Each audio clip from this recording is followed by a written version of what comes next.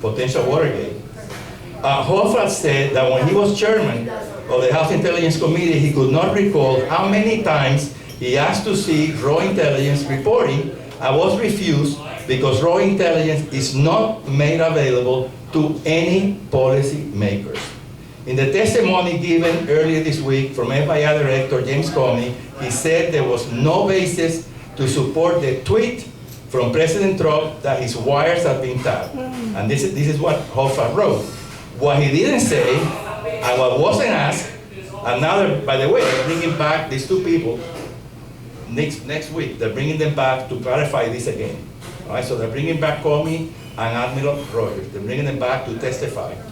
So what wasn't asked was if other information was collected to Trump staff by other means.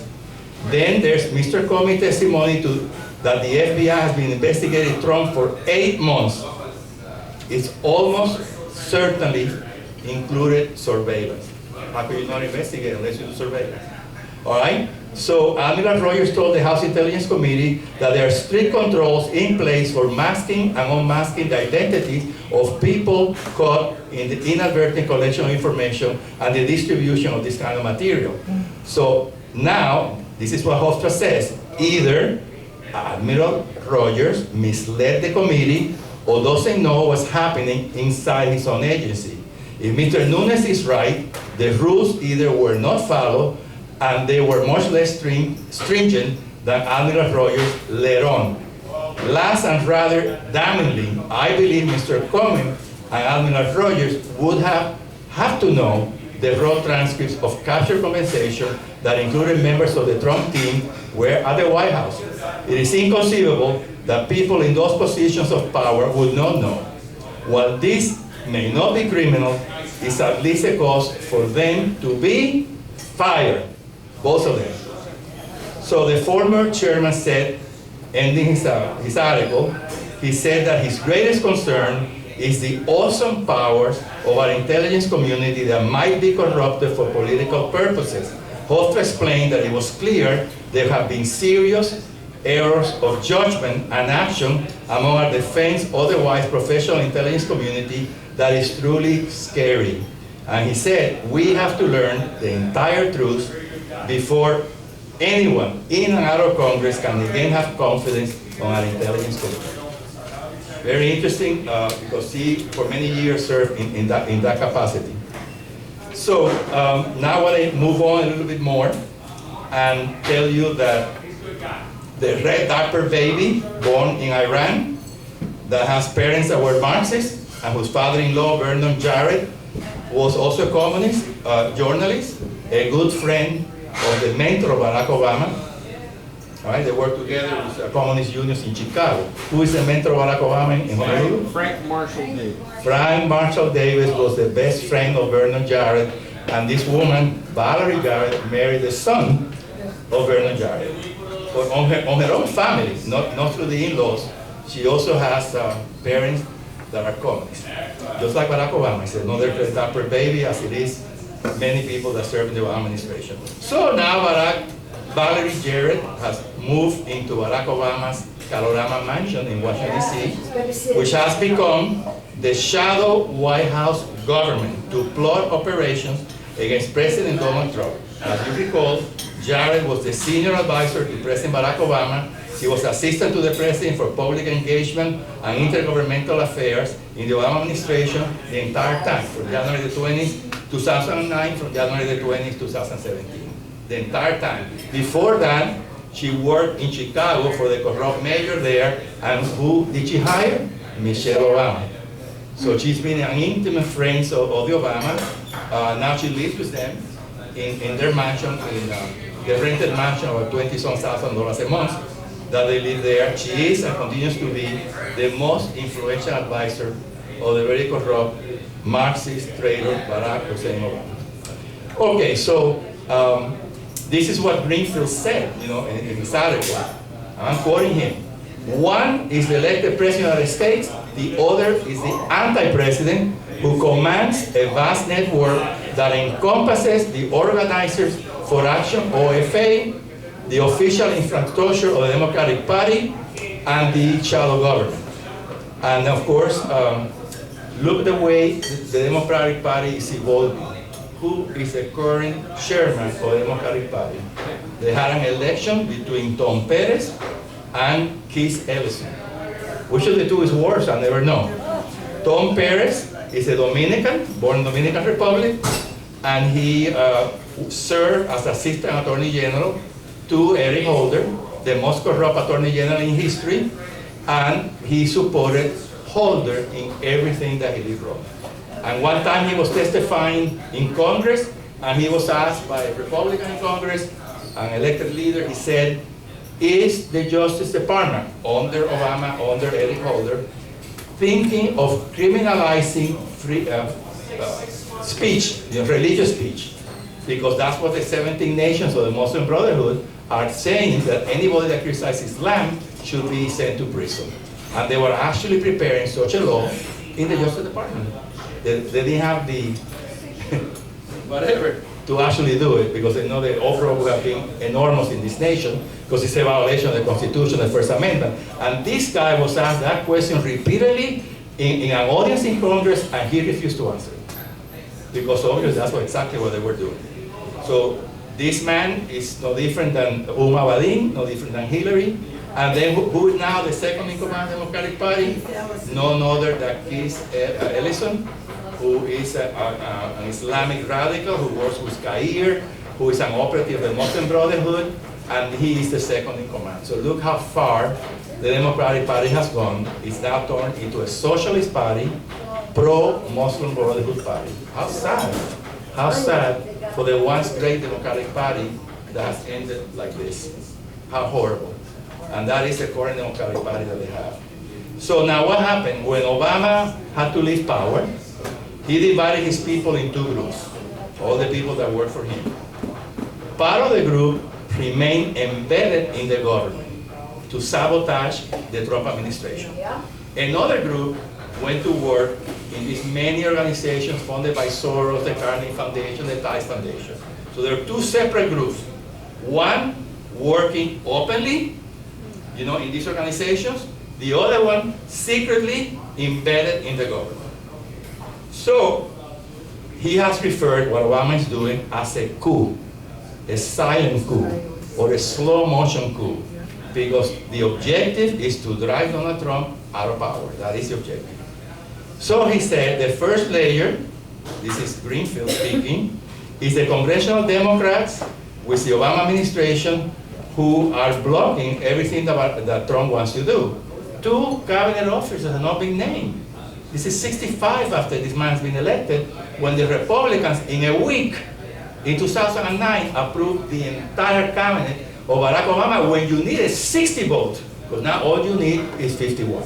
So the Republicans voted for Eric Holder, in spite of all the crimes he committed when he was Attorney General under Clinton, releasing criminals, all horrendous things that he did. They approved Tim Geithner as Secretary of the Treasury, even though he did not pay taxes. He's in charge of the IRS, and he had to pay fines and all the back. How could you have a Secretary of the Treasury in charge of the IRS who violated IRS regulations for 3 or 4 years? He was getting money from the International Monetary Fund, and he wasn't declaring that in his income tax. Thousands of dollars he wasn't declaring. And that came out, so he paid the taxes, and the Republicans voted for him.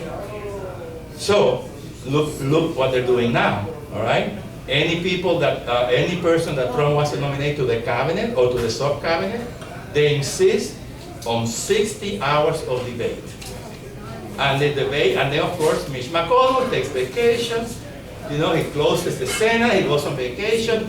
I mean, at this rate, 4 years are going to go by, and we won't have a government yet, at the rate it's going now. And of course now, they're going to filibuster Neil Gorsuch. But you know what? The moment that I did an article on Neil Gorsuch as well, on the moment, it's my article on Neil Gorsuch, on the moment that Barack Obama nominated this judge, January 31st, 2017, 5 minutes later, Chuck Schumer and others said, we are going to filibuster. This is not new.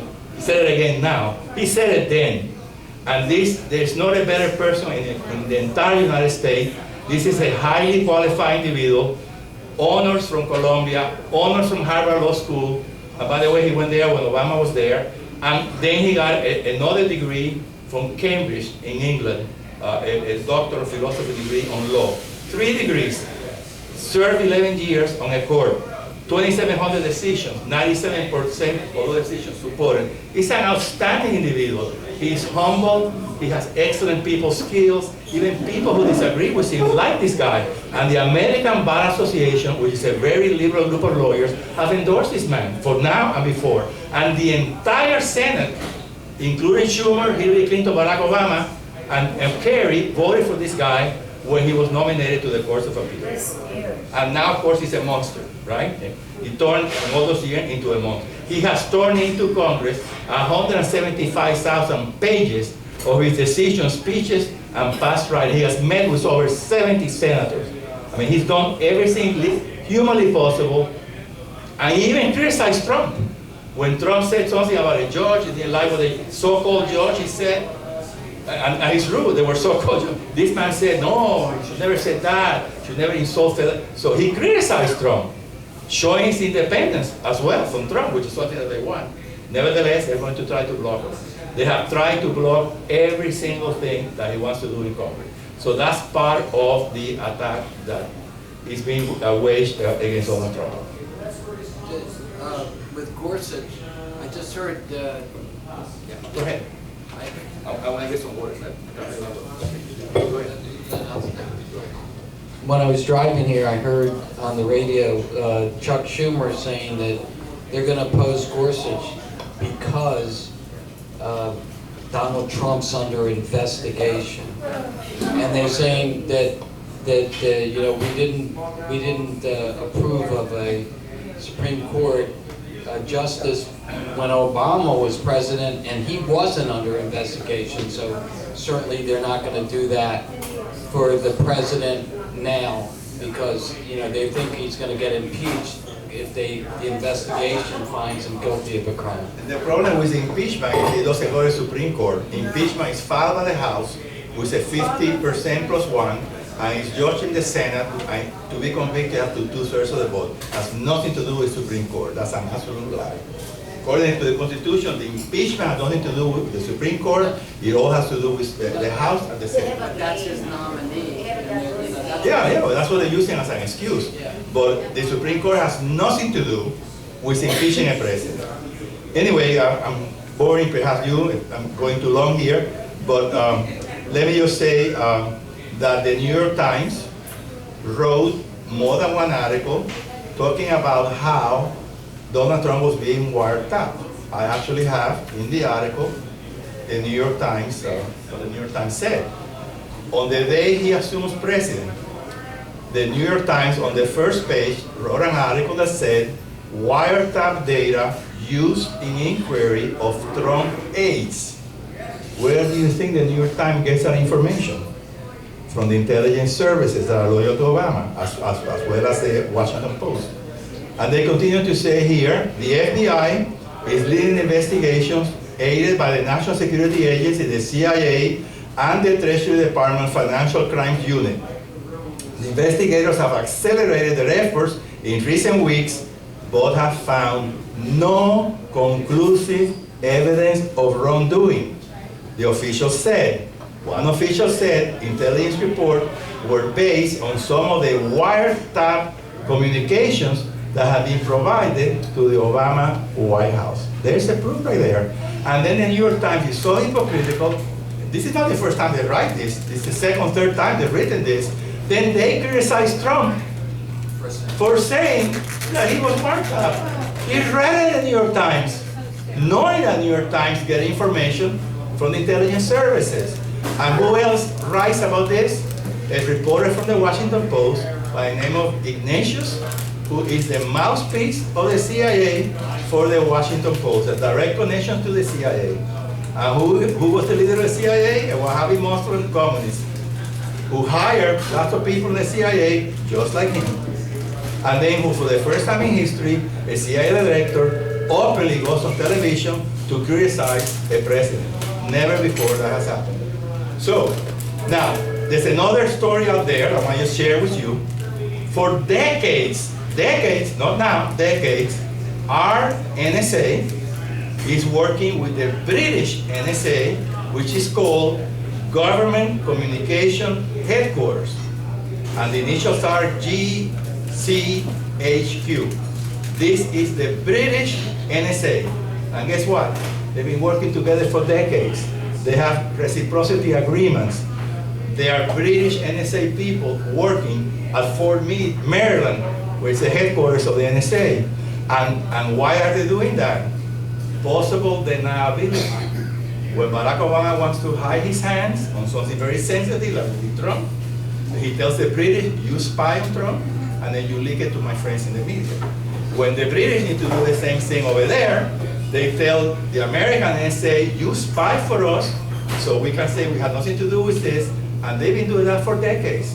And why did they fire the judge from Fox News? Because he said just the truth. Who did they fire? Andrew Napolitano. Andrew Napolitano said he was giving information that is exactly what was happening. From who was giving that information to him? People from the CIA. And one of them, he came forward and gave his name. So, and what else was happening?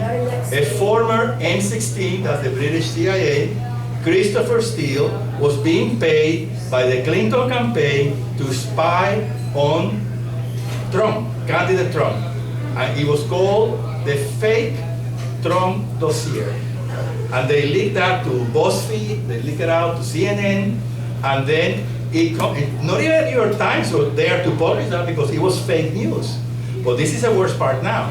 They came, 4 or 5 people came to release Donald Trump on this dossier, because obviously it was already out in the press. One of those leaked information. 5 or 6 people, and one of those is a leaker. High officials in the Obama administration. So, we're living in very dangerous times, because we have these embedded bureaucrats in high positions. Some of them are appointees by Obama that have not been able to be replaced because Congress doesn't let Trump hire the sub-cabinet positions. Here we have the Defense Department is lacking sub-cabinet positions. The State Department is lacking some of them. And the ones that they do have are loyal to who? To Barack Obama. 97% of the federal bureaucracy are liberal Democrats. And their loyalty is certainly not to Trump, it is to Barack Obama, who is working every day to sabotage and bring down and keep in the defensive. All the things that happen, I'll just conclude with this, so I don't keep you more than an hour here. I mentioned how they entered the computers of the White House, they deleted radical Islamic terrorism, and they added Barack Obama's countering violent extremism, how they did that. They even penetrated the computers. They also, Flint, when he was there, he circulated a phone book that included the contact information for senior White House staff. That got leaked immediately to the press. The private phone calls of high officials in the White House that he circulated in the White House that was captured by someone, either inside the White House, intelligence agency, and given to the press. These are the type of things that are very... Then what else is happening now? Officials from the Obama administration, I got their names here, you know Ben Rhodes. I really like Ben Rhodes because he was the architect of the shameful Cuba policy of Barack Obama. He met with Raul Castro's son, a guy that has a master's degree in literature, and Barack Obama was using him as the main guy for the National Security Agency, or the White House, the National Security Office of the White House. And he did all the lines. I have a chapter in the latest book, The Gathering Threat of China, how Ben Rhodes was laughing, making fun of the reporters that he feeded them lies while he was doing the Iranian deal, laughing at the reporters who were an echo chamber. Whatever the lies he planted, they were repeated, and he made fun of them. And where was that published? In a New York Times magazine. That's where I got it from. So this is the guy, together with another one called Colin Kahl, who is a senior national security advisor to the Obama administration. And this Kahl did a Twitter, open Twitter, and he said, we have to fire the Trump handpicked team. in the West Wing. Who do they want to fire? Steve Bannon, Stephen Miller, Sebastian Gorka, and NSC leaders Michael Anton and KT McFarland. So they have zeroed these people to plant disinformation, lies about them, with the complicit media to bring down these people. They got rid of one already. They got rid of Flint, who I don't sympathize with Flint for the mere fact that after he retired from the DIA, he flew to Moscow, where they were celebrating the 10-year anniversary of Russian TV, which is KGB TV, and he sat next to Putin, next to the woman in Russia that runs that, and he got paid $65,000 for doing that. And then he was also hiding the fact that he was a lobbyist for the Turkish president, who is an Islamic radical, just like Obama. So to me, it's good riddance that he's not in the White House. I think he would have given headaches to Donald Trump. I'm glad he's not there. But they wanted to get rid of him because he wanted to change the intelligence agency. That was the main reason that they got rid of him. And they said, well, we got one, we want to get the other. Now Gorka, who's a patriot, is being accused of being a Nazi sympathizer and Islamophobe. Islamophobe is anyone like me. I don't hate Islam per se. If you are secular, if you're a secular Islamist, you don't threaten me. But what about the 15% or 1.6 billion that want to kill us and are following the Quran just the way it was written in the Middle Ages? I denounce that. I don't denounce all Islamists. If you are a secular Islamist, you don't bother me, fine. But those that want to kill us, those are the ones that I denounce, and so does Gorka. And so those other people in the Trump administration. So I guess we are called. You know, I was threatened to this. I gave a speech in a national conference, Tea Party national conference in Myrtle Beach, California. I got up there. There were 60 speakers, and I was given 10 minutes. And I got up and I said, Barack Obama is a Marxist. He's a hidden radical Muslim. His brother works for the Muslim Brotherhood. I gave all that speech, and people went crazy when I said, no, not the audience. They were clapping me. But after that conference, I received an email threatening my life, and so did other people that were there. And then I erased that threatening thing I got through the email, because well, my name was there, my picture was there, my email was there. All the speakers' names were published at that national conference with my picture there. So a doctor that got the same thing I did, he said, well, you have to go to the FBI and the Homeland Security because your life is threatened. I said, no, I erased it. No, you cannot erase that. You need to do something about it. So they would send it back to me so I can, because I erased mine. So he sent me the one that he got that was similar to mine. I didn't know who to report it. So I called the former mayor of Miami, Xavier Suarez, who is serving in the Metro Commission, is my friend. And I say, Xavier, who do I report this to? I have no idea. And then he asked a sergeant in Metro-Dade Police, because I live in the metro area of Miami-Dade. He is the liaison with the FBI and the National and the Homeland Security. He called me, he took information, gave me his phone. I'm going to go on vacation, something happens, call here. And thank God I haven't gotten any more threats. But that's how they work. They want to intimidate you so you don't tell the truth of what is called information suppression. They are very good at that, the Muslim Brotherhood. Information suppression. That is the first step in the conquest of the United States. Suppressing people who publicly say what's going on, or worse, write books and denounce what's going on, or articles. So they have a network of journalists who they serve as sources, so they feed all these lies to them, and then one newspaper accuses Gorka of being a Nazi, and then the other newspapers pick up that article, and they keep repeating it, and repeating it, and repeating it. In fact, I got an interview by a leftist reporter in Miami. First question is, what is your opinion of Steve Bannon? That's the very first question. Because he's probably read that he's a Nazi, that he's a whatever, troglodyte, whatever, all the things that they say, and he's a patriot, okay? He's a patriot, absolute patriot. We even serve in the armed forces of the United States as well.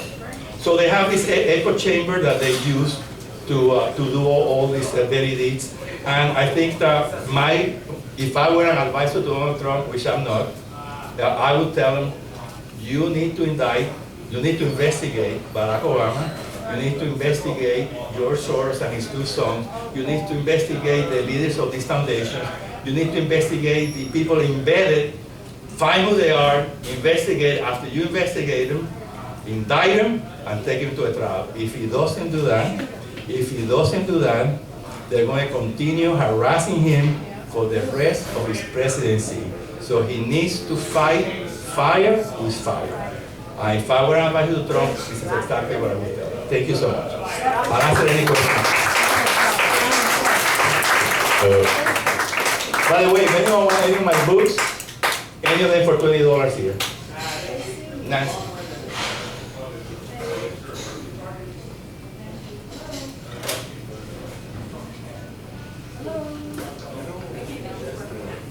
Thank you so much for talking loud.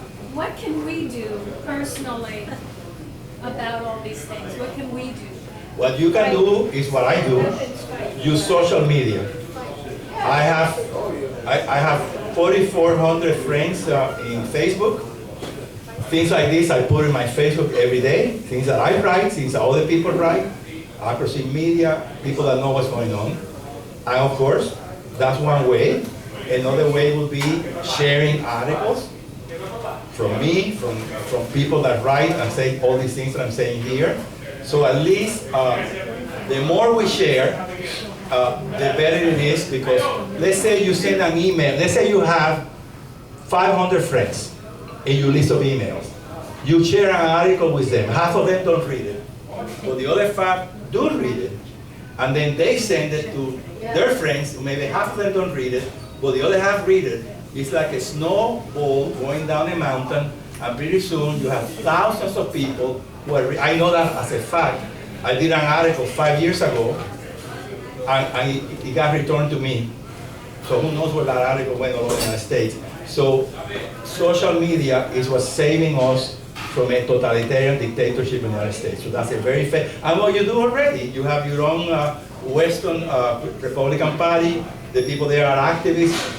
Peter has this group here, I speak to other groups in different places, and that's how you need to become active, you need to share things in social media, you need to get, and more importantly, bring young people to these meetings. They are the ones that know the least. That's what I would do. Frank, Nancy Boyman here has, it's really more of a comment, maybe you can comment on her comment. It says, Comey's brother chaired the finances of the Clinton Foundation, and Ben Rhodes' older brother was head of CBS. That's right. Rhodes' brother is the head of CBS. In fact, they did an article of 40 or 50 people in the Trump administration that have ties to all this complicit media, pro-Obama media. It's an inbred situation. Yes, it is absolutely true. You brought up John McCain many times, and Paul Ryan, John McCain, several of these types of individuals during the presidential campaigning were adamantly against Trump in the most vitriol ways. They are also globalists. Yes. John McCain just spoke in Brussels at a globalist meeting, making comments against Trump. So I think this is the globalist movement that includes the Islamist movement and the communist movement that we're up against, and they're so entrenched. And as a matter of fact, there's a comment I remember Glenn Beck, when I used to listen to him, because I can't stand him now, but he mentioned that he was approached, this is probably about 3 or 4 years ago, by someone with the George Soros organization that said, get on the ship now because we're leaving the port, it's too late to turn back. So this is what Trump's up against. They're embedded in our government. So what is Trump's chances of surviving this and saving us from this huge wave of nightmare? Our biggest enemy is the globalist elite, because they are the ones that